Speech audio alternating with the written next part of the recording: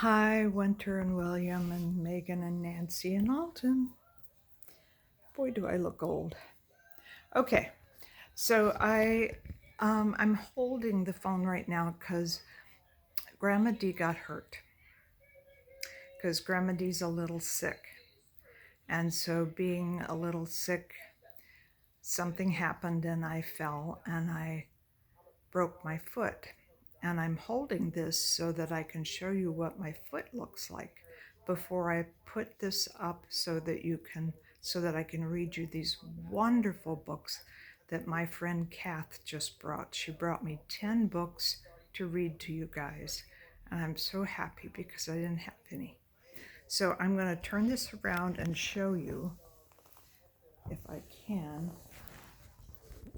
That's what's on my foot. It goes all the way up to my knee, and it's pretty doggone big, isn't it? And then I have this on my wrist and a few bruises and bumps, but I'm okay. Every now and then, people get sick. And sometimes it's an easy sick and you get over it in a couple of days. And sometimes it's a not so easy sick and you don't get over it in a couple of days. And that's the kind of sick that I have, is that I do the very best I can every day. And some days are really good and some days are not. But today I get to read to you, so it's a good day. So excuse me while I put you in my holder, which turns things all upside down. And it's hard to do with a sore hand. And, oh, that's good. I think you can see me now. Okay, so I'm going to read a book. This is the first one. It's called Giant John. Can you see him?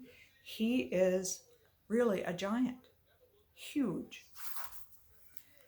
He is so big that to him, people are like this big. And imagine being the only giant other than his mom. His mom is also a giant, but so long ago, in an enchanted forest, which I would love to go to an enchanted forest, there lived a large giant named John. And there he is. There's the forest. All the animals and the fairies and everything they all love him. Love, love, love, love, love him. The fairies, who also lived in the forest, liked to play music. They liked to play dancing music. And when they played dancing music, it was magical because it made John dance. But the problem was he couldn't stop. As long as they played the music, he couldn't stop. And his feet would get sore. Oh, but he enjoyed it because it made them happy and he had fun. In the evening, he picked a bouquet of trees, not flowers, trees, to take home to his mama. But when he got there, his mama was crying. You see that? He's got his trees, and his mama's crying, and she says, "There's only 2 potato chips left in the cupboard. We have no food and no money to buy any more. I don't know what to do."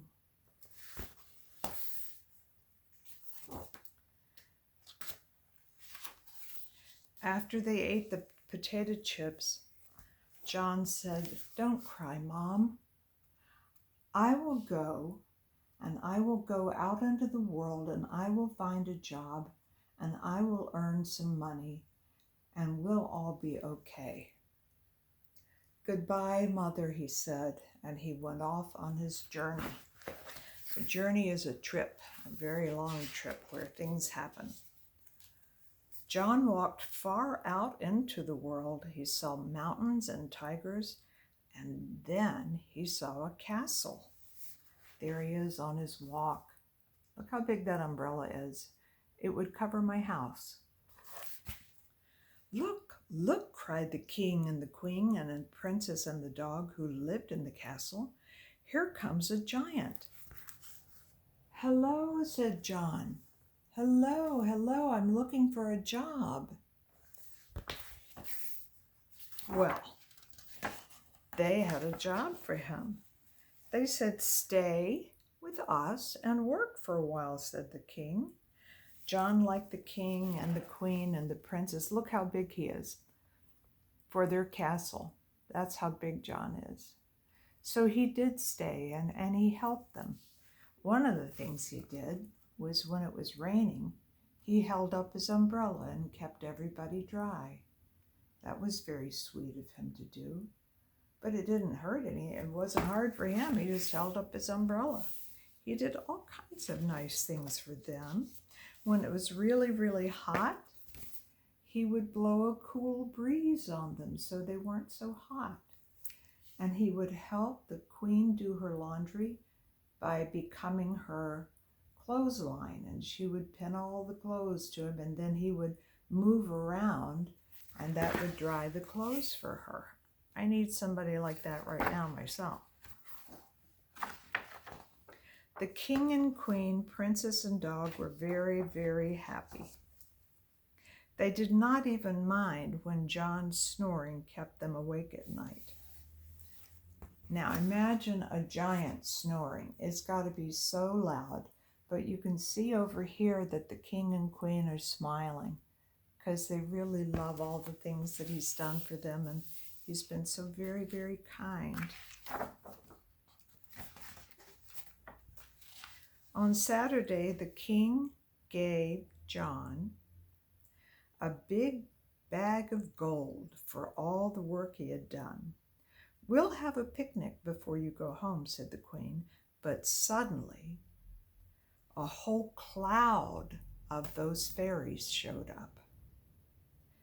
They were John's friends, and unfortunately, John was sitting with the king and the queen and the princess and their dog all on his lap, and here come the fairies. And if they start playing music, he has to dance. It's magic. There's nothing he can do. So they started playing music, and he started dancing. "Ouch," said the king and the queen and the princess as they fell to the ground. "Stop, stop," shouted John. "Stop." But no, they didn't. They kept playing their music. And they thought, to them, their music was magical and wonderful, but it was causing a terrible thing to happen. John could not stop dancing. He danced everywhere. He danced on the flowers. He danced on the dog's tail. And he danced on the castle. And it crashed the castle after all that good work that he had done. "You foolish fairies," said John. "Stop that terrible music right now." And the fairies did stop. They saw what they had done, and they were very, very sorry. The king, queen, princess, and dog were all crying. But Giant John did not cry. There they are. They're all upset. They have no home. Everyone's been hurt. But Giant John did not cry. One stone at a time, he started rebuilding the castle. The fairies helped too, because they're magic. So they fixed the flowers and they fixed the dog's tail. John worked very, very hard, and soon the castle was done. It didn't really look like the original castle, but the queen and the king thought it was beautiful. You see how he's got part of the roof down here at the bottom? It doesn't look like the very first castle. Let's see if we can find a picture of that so that we can tell the difference. And yeah, so here's what the first castle looked like. See how pretty that is? And this is the one he built. But they loved it anyway. "Now I must go home," said John, putting his hats and his shoes on. He promised to visit often, and he kissed the king and the queen and the dog goodbye. They were going to see each other again many times because they were all good friends now. And because he could really help them, being as big as he was. And that night, John rushed home to his mother with the bag of gold. "Look, Mother, I have earned money for us." By this time, his mom was very, very, very hungry, and she was very happy that he had brought the gold home to her. See, the cupboard's empty. There's nothing for her to eat. And that night, John and his mom invited the fairies, who were their friends, to dinner. They did not dance. They did not play music. They sat and they ate baked beans. They sang many songs, and all of them lived happily ever after together. I hope you like that. I've got a bunch more. And I can't move around with this big old thing on my foot, so you guys get to hear some more stories as soon as this one finishes whatever it has to do so that you can see it. And I hope they'll be done before you get up from your nap. I love you. Bye.